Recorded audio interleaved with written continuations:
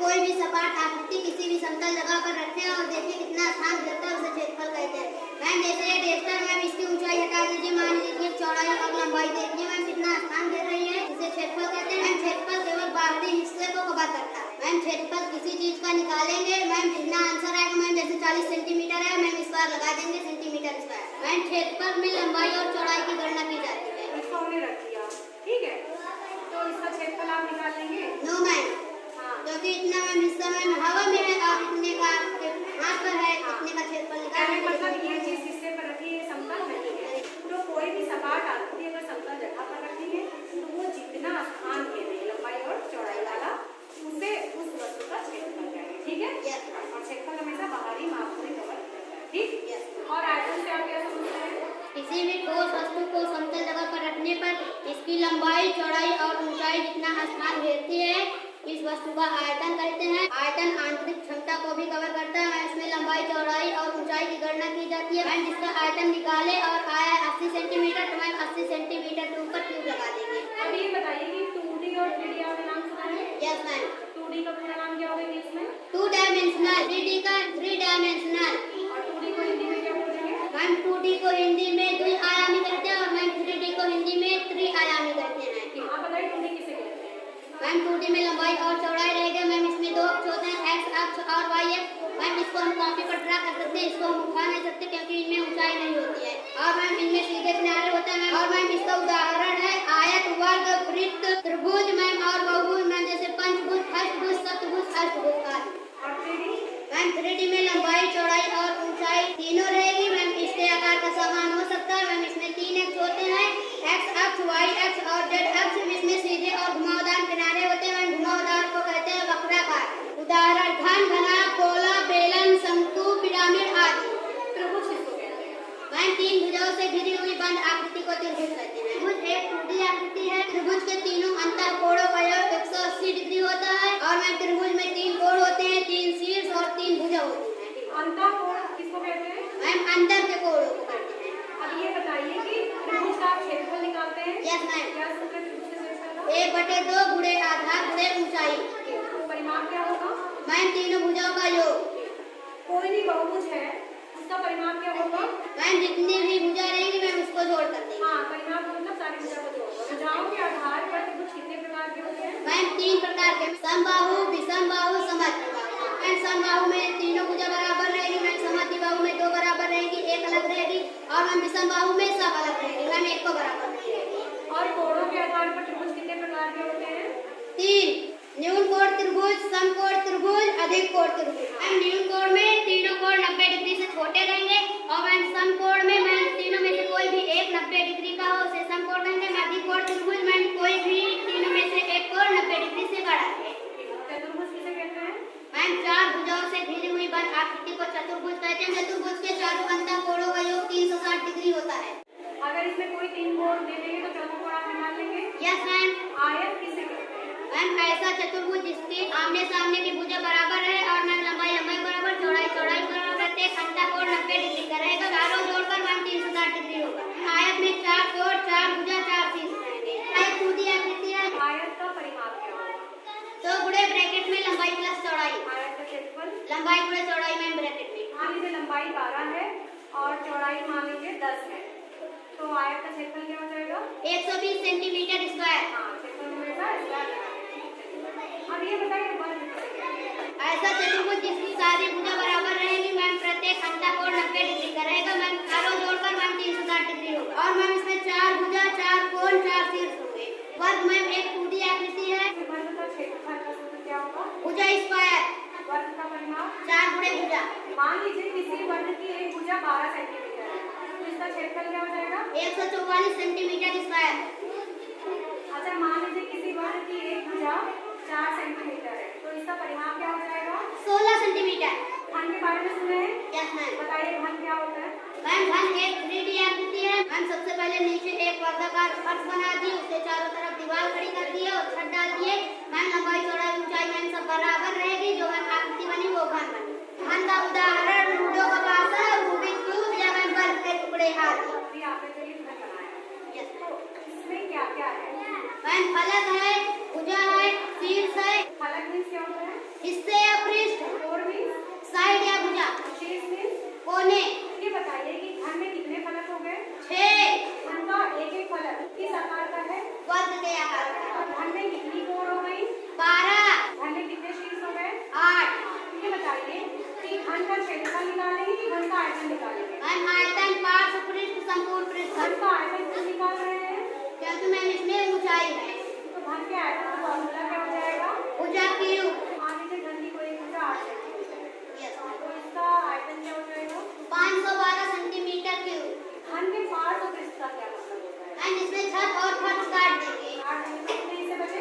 4 तो अब ये बताइए कि घन के पार्श्व पृष्ठ का क्षेत्रफल क्या हो जाएगा? 4 पूरे भुजा स्क्वायर के अंदर एक एक हिस्सा वर्ग के आकार का है, इसलिए मैम वर्ग का क्षेत्रफल भुजा स्क्वायर होता है। मैम इसमें 4 हिस्से, इसलिए 4 पूरे भुजा स्क्वायर।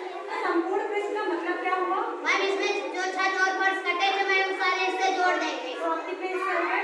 6 घन के संपूर्ण पृष्ठ का क्षेत्रफल क्या हो जाएगा? 6 पूरे भुजा स्क्वायर। घनाभ आप कैसे बनाएंगे?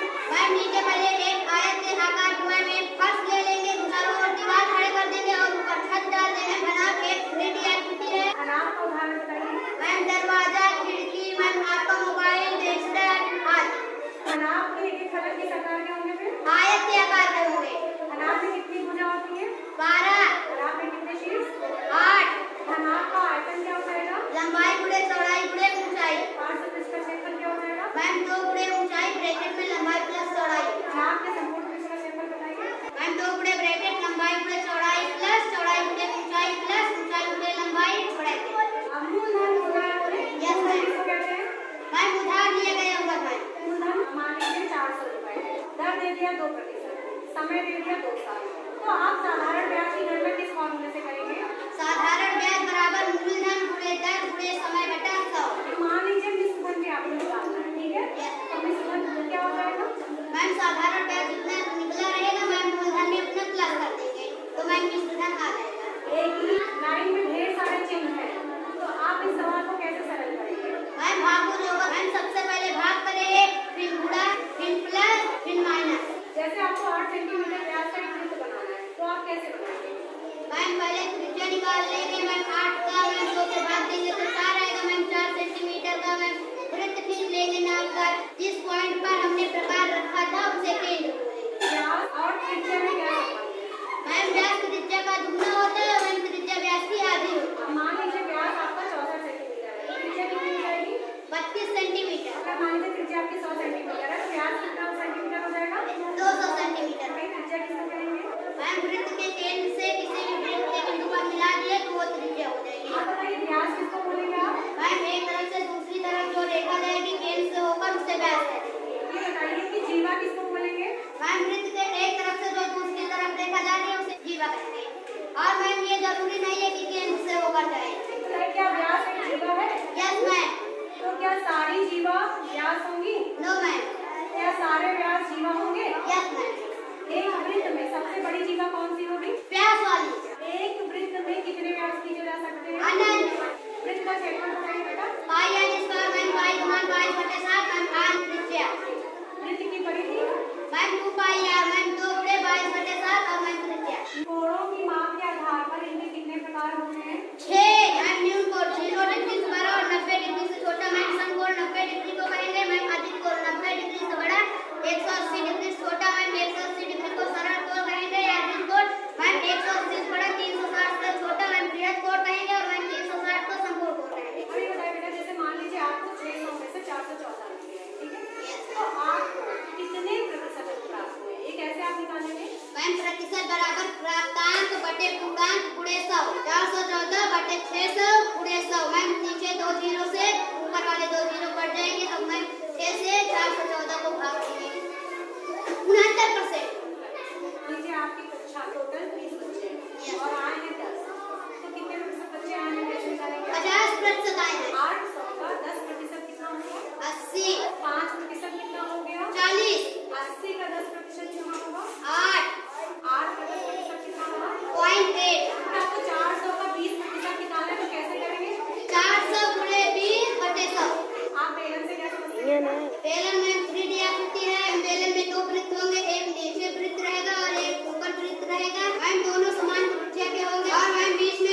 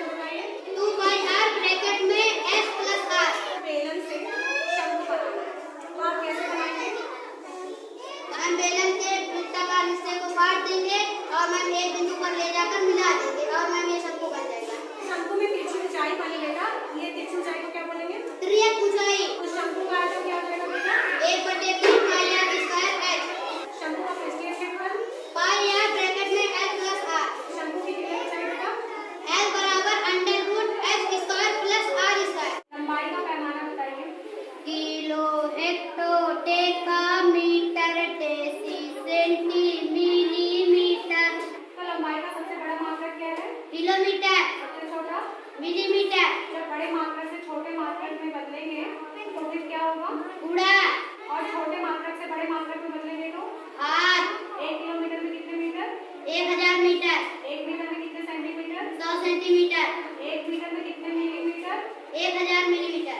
अगर आप 8 किलोमीटर को मीटर में बदलेंगे तो फिर क्या करेंगे? मैम 1000 से गुणा करेंगे मैम, 1000 गुणे 8 मैम 8000 मीटर। अगर 2 सेंटीमीटर को हेक्टोमीटर में बदलना है तो क्या करेंगे? मैम भाग करेंगे मैम 10,000 से 2 को मैम 0.0002 हेक्टोमीटर। प्रतिशत से भिन्न में बदलने के लिए क्या करेंगे? मैम 100 से भाग करेंगे। भिन्न को प्रतिशत में बदलने के लिए क्या करेंगे? इसमें हर को 100 बनाना रहता है। हर को 100 बनाने के लिए मैम जितनी संख्या से ऊपर गुणा करेंगे उतनी संख्या से नीचे गुणा करेंगे। मैम मान लीजिए 1/10 है, मैम 10 से नीचे गुणा करें तो 100 आया, मैम 10 से ऊपर गुणा करें तो मैम 10 आया, मैम 10/100 आया, मैम 10% आ गया। ये बताइए, एक वस्तु का दाम आपको पता है और ज्यादा वस्तु का दाम आपको निकालना है तो आप क्या करेंगे? मैम एक वस्तु के दाम से गुणा करेंगे। जैसे 12 जूते का दाम 720 रुपए है तो 14 जूते का दाम कितना हो जाएगा?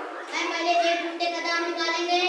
12 भागे 720 मैम 60 रुपए। मैम 60 गुणे मैम 14 मैम 14 840 रुपए। प्राकृतिक संख्याएं किसे कहते हैं? नेचुरल नंबर्स मैम इनका प्रयोग गणना करते समय किया जाता है। मैम ये संख्या 1 2 3 4 5 डैश डैश डैश डैश अनंत तक जाती है। मैम इसमें सबसे छोटी संख्या है 1 और सबसे बड़ी अनंत। पूर्ण संख्याएं किसे कहते हैं? होल नंबर्स मैम इसमें 0 प्लस प्राकृतिक संख्या को मैम जोड़ देते हैं पूर्ण संख्या। मैम जैसे 0 1 2 3 4 5 6 डैश डैश डैश डैश अनंत। मैम सबसे छोटी पूर्ण संख्या मैम 0 है, सबसे बड़ी पूर्ण संख्या अनंत है। तो क्या सारी पूर्ण संख्याएं प्राकृतिक संख्याएं हैं? नो मैम, क्योंकि मैम प्राकृतिक संख्याएं मैम 0 नहीं है। क्या सारी प्राकृतिक संख्याएं पूर्ण संख्याएं हैं? Yes ma'am. अब ये बताइए कि पूर्णांक संख्याएं किसे कहते हैं? इंटीजर मैम इसमें 0 negative numbers positive numbers ma'am इसमें सारे आ जाते हैं। मैम जैसे 0 के इस तरफ मैम सब 1 2 3 4 डैश डैश डैश डैश अनंत। मैम इस तरफ -1 -2 -3 डैश डैश डैश डैश अनंत। तो क्या सारी पूर्णांक संख्याएं प्राकृतिक संख्याएं हैं? नो मैम, क्योंकि मैम इसमें 0 और नेगेटिव संख्याएं नहीं आती। तो क्या सारी प्राकृतिक संख्याएं पूर्णांक संख्याएं हैं? यस मैम है, क्योंकि मैम इसमें 1 2 3 4 5 डैश डैश डैश डैश अनंत आता है। क्या सारी पूर्ण संख्याएं पूर्णांक संख्याएं हैं? Yes ma'am. सम संख्याएं किसे कहते हैं? इवन नंबर जो संख्या 2 के पहाड़े से कट जाए जैसे 2 4 6 8 10 12 14 डैश डैश डैश डैश अनंत। मैम जिस भी संख्या के लास्ट डिजिट में 0 2 4 6 8 रहेगा वो सम संख्या होगी। तो विषम संख्या किसे कहते हैं? और नंबर जो 2 के पहाड़े से न कटे मैम जैसे 1 3 5 7 9 11 13 17 ma'am dash dash dash dash अनंत। मैम इसमें सबसे छोटी संख्या 1 है मैम, जिसमें सबसे बड़ी अनंत है। अब आज